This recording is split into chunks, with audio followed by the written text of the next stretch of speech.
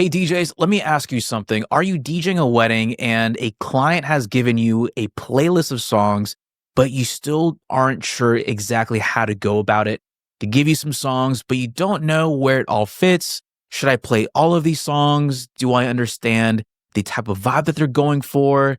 And you're just trying to figure out, okay, how am I going to use the songs that they give me and create the experience that they want on their wedding day? Well, this is something that a member in our community, in our Wedding DJ Mastery community, he posted up a question asking this. And in this video, we'll be covering that because as DJs, we want to make sure that the client is happy, but at the same time, they are hiring us as the expert to create the musical experience that they're looking for. So in just a few moments, I'll be sharing with you my screen and I'll give you 10 tips to walk away with. So the next time a client gives you a playlist, you know what to do with it and you will crush the wedding. Let's dive in. So in this, I call this the playlist to party, transforming client requests into epic dance floors. Now, the reason why I brought this up is because we've had one of our members, Brian Pickard, in our Wedding DJ Mastery Elevated group, and he posted up this question. So when your client gives you songs for your open dance set, what does that tell you? And how can you take that to create a successful dance set and keep the people on the dance floor? So I'll be sharing with you 10 tips right now. So step number 1, you want to establish clear expectations. You don't want to wing the wedding. It is best to speak with the client ahead of time and figure out their expectations with the songs, with the playlist that they give you. Whether it's a strict playlist where they want you to only play the songs that they give you, or maybe if this is a guided playlist, it's just letting you know about the vibe, what kind of direction that they want to go with. And it's really just letting you know these are songs that we like. And they're hoping to collaborate with you for you to figure out the rest. Now, this conversation happens during the sales call. And this is something that I like to do just to make sure that we align. And this is such an important aspect because I don't want to, and this is how I like to work, I don't want to work with a client who's giving me a strict playlist of songs that I'm only allowed to play for that night. It limits me, it limits my creativity. And you know what? If no one enjoys the music that the client wants, I have little wiggle room to get out of that. It may be a poor reflection of me and my service when I'm only catering to the client and not the whole crowd. So we want to make sure that we have this conversation and making sure that we understand how they want us to play the songs that they give us and kind of give them a direction, whether is it a strict playlist where they only want me or you in this matter to play the songs that they want, or it's a collaboration where they expect you to fill the gaps in with other music that will go well with the vibe. And this is all done during this sales call. So we can prevent any miscommunication early on and address that right away. Okay? So that's step number 1. Step number 2, you want to understand the playlist purpose. So when they give you that playlist, you want to ask for yourself, is this playlist more for the couple? I mean, I know it's their wedding and we want to make them happy. There's some couples out there where they're like, hey, I'm throwing this big wedding and this wedding is all about us. Like, yeah, I know we have grandma, grandpa, but I really want the music to just be for me and my partner and just our close friends. So forget what everyone else thinks. Just keep it us focused. All right, so that's a couple focus, and that's super important. So you can ask even more questions to clarify on that expectation. And you can also find out whether it's guest focus or possibly even both. When they give you that playlist, you can find out the reason behind it and just the intentions behind it and asking them really about who are these songs for? Like, oh yeah, these songs are for us, but our guests love to listen to this type of music as well. All right, great. So that way you know that this is something that you can play and it will cater to their crowd. And you don't have to worry about keeping it focused just on the couple. You know that the songs that they give you gives you an idea of what their guests may want to hear as well. So this is great intel, great information to find out early during the sales call. Now, step number 3, when they give you a playlist, you can assess the different types of songs that are on that playlist. You can categorize them by genres, whether it's pop hits, hip hop, rock, country, dance music, etc. And when you look at these different genres and categories, you'll have an idea of the type of music that they want to hear. So for example, if you see in that playlist, there's a lot of 2010s pop. All right, great. Maybe that's the main vibe that they're going for. And you may see that there's a few hip hop, rock, country, dance, EDM, but there's a lot of 2010s pop. Take that information and that may give you a clue that, you know what, they like different types of music, but this is a type of genre that they would like to focus on, and you can't go wrong with 2010s pop. So find out the split of the different categories, the genres of the music, and also even the time period, the era, the decade of the songs are, or where the songs are from. And during your planning meeting, you can talk about these different genres, and you can even ask about the distribution. You can even ask, do you like one genre more than the other? Oh, what's your favorite time period that you love, like you can't go wrong with, that you love listening and even dance to? Okay, great. So that playlist is a stepping stone and getting to understand of their vibe of music. But you as the DJ, during your planning meetings, you get to dive deeper into their thought process of building that playlist. And that way it can help you and guide you in creating the experience that they're looking for by asking really good questions. Okay, so that's step number 3. Step number 4, one of the things that I like to do is categorize each song by event timeline. So for example, a client may give you different playlists for each part of the wedding, whether it's cocktail hour, dinner, or dancing. Sometimes it's just one master playlist where it's just a mixture of songs. And one of the things that you do is categorize them. You may not use all of them for dancing. Maybe after listening and going through some of the songs on that playlist, you may realize that it's maybe more for cocktail hour or maybe more for dinner. And if it is so, then in your DJ software, I categorize them by crate, by folder, whatever you want to do, or playlist, and you label it or even put it underneath that crate so you know that, hey, these songs will be great for cocktail hour, this will be great for dinner, and then these will be great for dancing, and these could be even great for the peak hour dance set. So up to you. And who knows, and maybe within that playlist, they've included their first dance song. So you want to be mindful of the different moments where these certain songs can be played during the wedding if they're not explicitly have been given to you by the couple. They may not label it properly, but some couples, they just take, these are all the music that we like. DJ, we trust you, do your thing. And I've had that happen as well. So we may have and experience different types of clients. And if in case they give you just a playlist in general, it is your job to pre-figure it out in your mind, in your head, in your DJ software ahead of time where these songs fall in place. And it makes things more organized. That way, when it is time for that particular moment, you already have the music that the client wants and it's still curated for that moment. So you're not wasting any time. You already have a good idea of where to spread that playlist throughout the wedding day. That's step number 4. Step number 5, you want to identify patterns and prepare backups. Now, this is going to be important. You want to recognize the patterns. I know we talked about the genres, but you may also want to think about the tempo, the speed that the songs are in, the ones that they've given you in that playlist, or maybe the mood. Did they give you lots of slow dance, more vibey type of music, more dance music? You can just feel it out. It doesn't have to go exactly by genre or even by the time period, but you can look at other elements and find patterns within that playlist to see, oh, I noticed that they like this or that, and that's something you could identify and take note of. Now, another thing that you could do is create similar backups. And what I mean by this is, besides the music that they give you, what I like to do is create another crate. I like to create another crate or playlist within my DJ software labeled suggestions. So for example, if I am DJing the cocktail hour, I have a folder crate playlist for the cocktail hour that the couple gave me, which are the songs that they want. And then I also have a folder next to it. I label it cocktail hour suggestions. So during my preparation process, I listen to the songs that they want that's for cocktail hour. And then I think of other songs that may fit that vibe. I go through my library and I listen to the songs that will probably be appropriate for that cocktail hour, and I put it in that folder playlist crate, my cocktail hour suggestions playlist.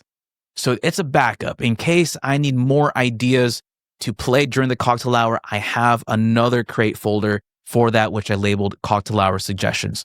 That's what I do to create similar backups. Plan transitions. And when you plan your playlist or the experience that you're going to create for the client, you can also plan out the transitions that you'll have. When you go through the playlist, you may hear a couple of songs that may mesh well together that you probably want to take note of so you can perform it live at the wedding. And this is where the preparation comes into play. I use Serato DJ, and there's a way where you can have 2 windows or 2 decks on your laptop without connecting to anything, and you can play around to see if one song will go well with the other. So you can plan these transitions ahead of time so you can kind of figure out within the playlist which songs will go well with each other. And then the other thing to consider is include surprises. I did talk about, creating similar backups. You may include certain edits, certain remixes that it takes what they want, but maybe you have a special version of it that really takes the energy to another level. That's something to consider about. The other thing you can include surprises is depending on the planning form, the conversation you've had with them, and any notes that you may have during your planning meetings, you may find certain moments or songs references that you may just want to have ready in case the timing is right. So this all assumes that this is something that's already embedded into your process where you get to know the client more on a deeper level.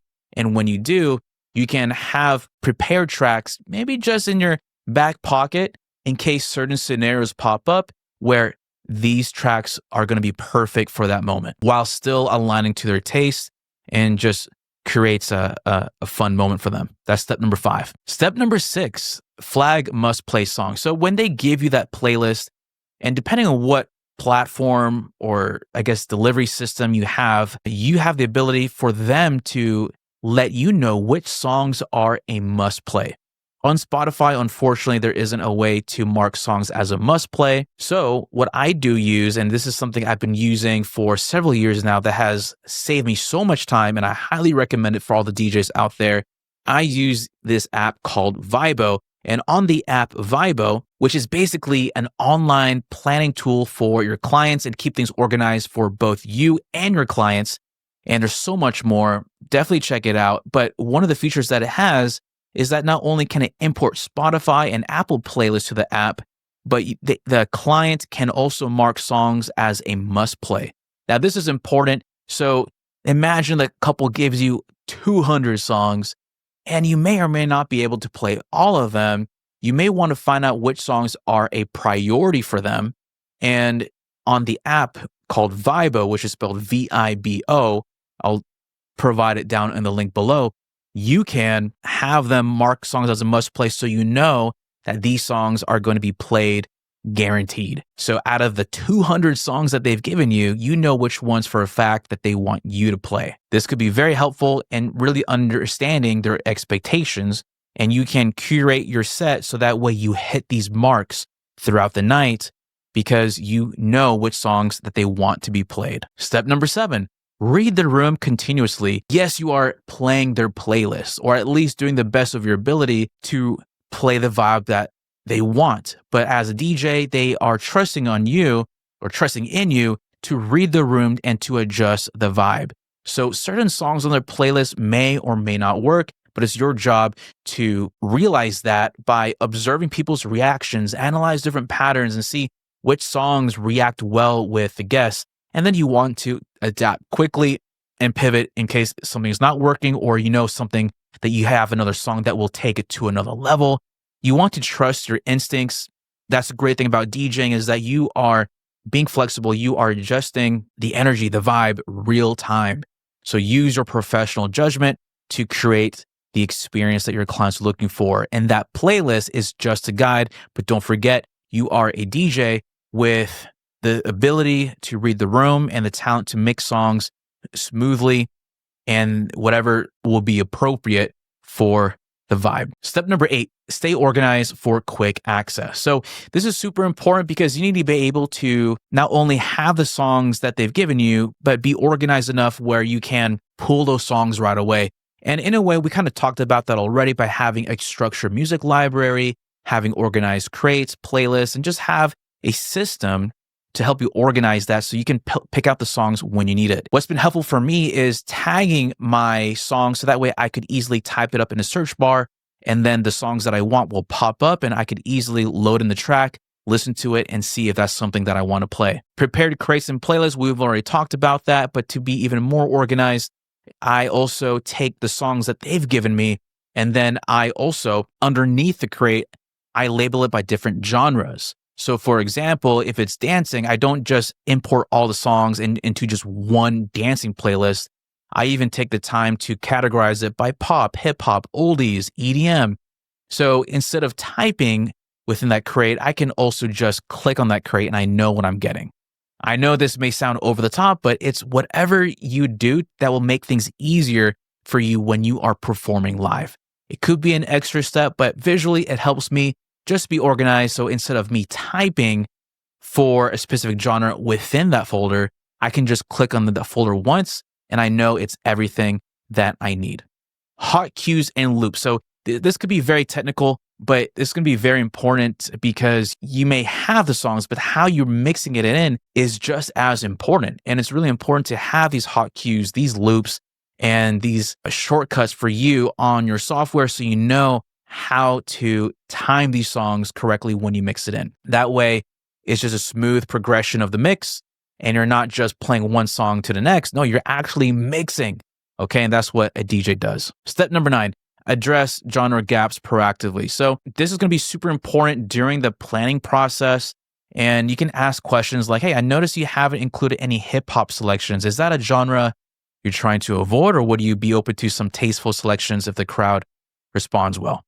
Like, you're just trying to figure out any gaps within the playlist that they give you and ask questions about it. Maybe there's a particular reason why they didn't include any hip hop. And when you ask these questions, you really get to understand them more and kind of understand the musical boundaries of what you're allowed to play, and really helps you set yourself up for success the day of. And one of the things that I like to do during my planning meetings is, depending on the conversation that we're having, I like to share the music during our meetings. I use Zoom, and it's something where you are able to share your screen and they can listen to some of the tracks that you have some ideas. And this is a great collaboration session if you want to do this, of course, but it's a great way to kind of really help them understand what they're looking for, and just really understanding, making sure that you get the vibe that they want. Create alternatives, which we already talked about, by having suggestions of music that will be great and will be perfect to complement with the playlist and songs that they've given you. Step number 10, this is something important. This is something that we kind of covered throughout this presentation, and it's something that you should do anyways in general. It's to maintain clear communication. If there's one thing that I've learned in really creating a successful wedding experience, is being able to ask good questions.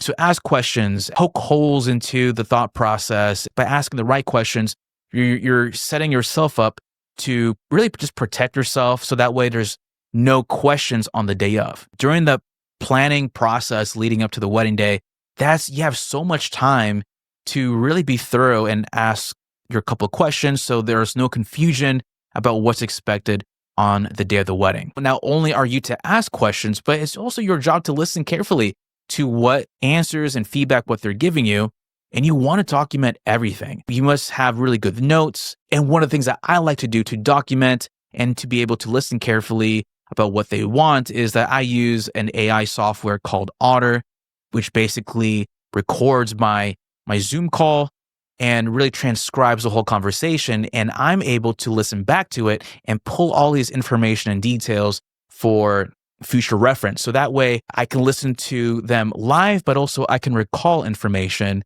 afterwards. And that's how I know that I have everything that I need to do for their wedding, because everything is documented.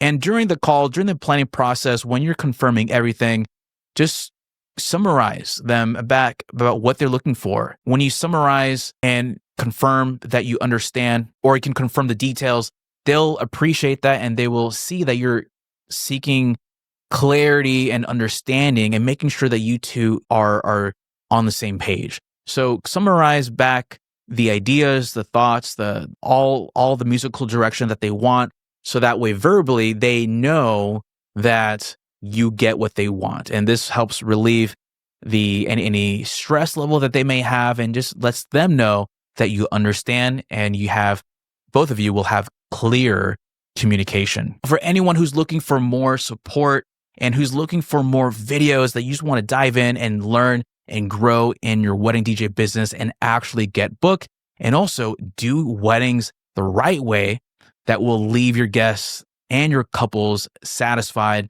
then join my Wedding DJ Mastery community. There is a link below. I have a free community if you just want to give it a shot. And then I have my paid community, which you get a free 7-day trial that will unlock everything. I host weekly group mentorship calls in my paid community where I get to answer your questions directly and so much more inside that community. All right, so that's it for now. I hope to see you again next time in another one of these videos. I'm DJ MOJOE with Wedding DJ Mastery. Master your craft, master your skills, and master your business. I'll see you next time.